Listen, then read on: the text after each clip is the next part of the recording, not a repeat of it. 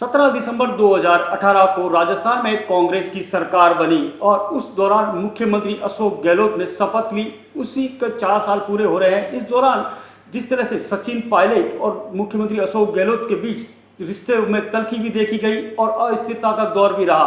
ऐसा क्या है मुख्यमंत्री अशोक गहलोत की कुंडली में राजयोग जिसके कारण वो लगातार राज कर रहे हैं? इसको लेकर हम एबीपी न्यूज बात करेगा आज पंडित सुरेश श्रीमाली से कि आखिर क्या राजयोग है और आगे किस तरह से चलेगी सरकार। 17 दिसंबर 2018 को जब राजस्थान में मुख्यमंत्री अशोक गहलोत ने शपथ ली, उस वक्त चंद्रमा मीन राशि में थे और श्री अशोक गहलोत की कुंडली में जन्म समय से ही उनकी राशि मीन है। मीन का मतलब है मछली और उसके जो कारक ग्रह या जो लॉर्ड माने जाते हैं वो है देवताओं के गुरु बृहस्पति। गुरु एक पद प्राप्त करते हैं।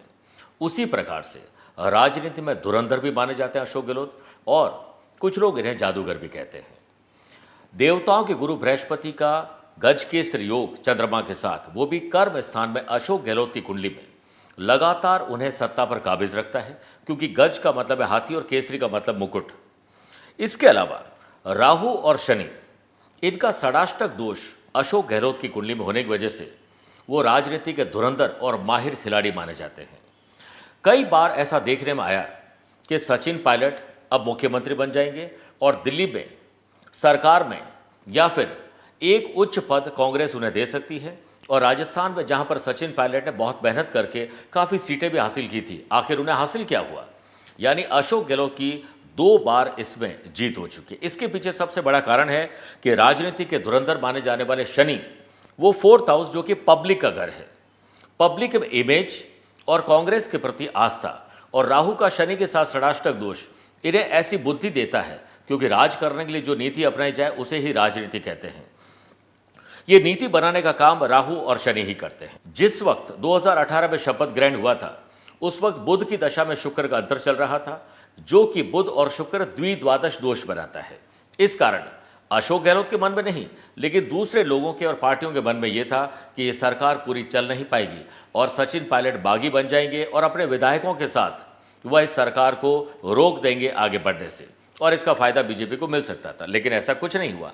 कारण सचिन पायलट की कुंडली के अंदर अष्टम स्थान में गुरु चंद्रमा का राजयोग, जो कि अशोक गहलोत की कुंडली में भी सेम राजयोग है, परंतु वो कर्म स्थान में है। दूसरी बात, सूर्य और शनि का योग कर्म स्थान में बनता है, जो सचिन पायलट को बार बार ऐसा लगता है कि उन्हें सत्ता मिल जाएगी, लेकिन फिर भी मिलती नहीं है। इसके पीछे सबसे बड़ा कारण है सूर्य और शनि की युति।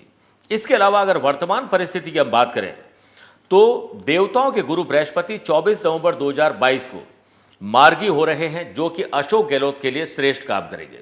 इधर 18 जनवरी 2023 तक कांग्रेस को भी शनि की ढैया है, इससे वो निजात पाएंगे। वहां के बाद कांग्रेस थोड़ी मजबूत होगी और अशोक गहलोत भी पुनः मजबूत होंगे।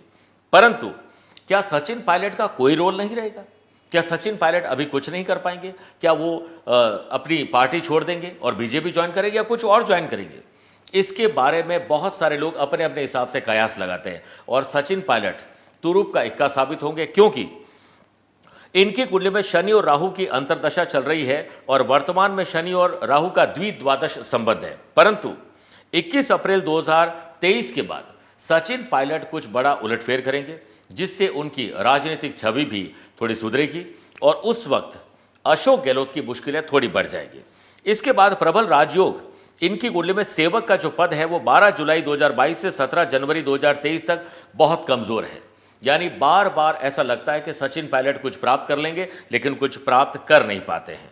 जुलाई 2022 में जब राहु में गुरु का अंतर अशोक गहलोत की कुंडली में शुरू होगा, उस वक्त कुछ इस प्रकार के कर्म वो करेंगे जो उनके खिलाफ हो सकता है और सचिन पायलट के पक्ष में हो सकता है। इसके साथ साथ उनकी राजनीतिक छवि धूमिल होना, बीजेपी को इसका लाभ मिलना और बीजेपी की जीत के रास्ते 2023 के अंत में निश्चित होने की संभावनाएं बनाते हैं। लेकिन जो राहु और शनि का षडाष्टक दोष पूर्व में मैंने बताया, कांटे की टक्कर देने के लिए अशोक गहलोत पुरजोर कोशिश करेंगे और उसमें वो कामयाब भी होंगे।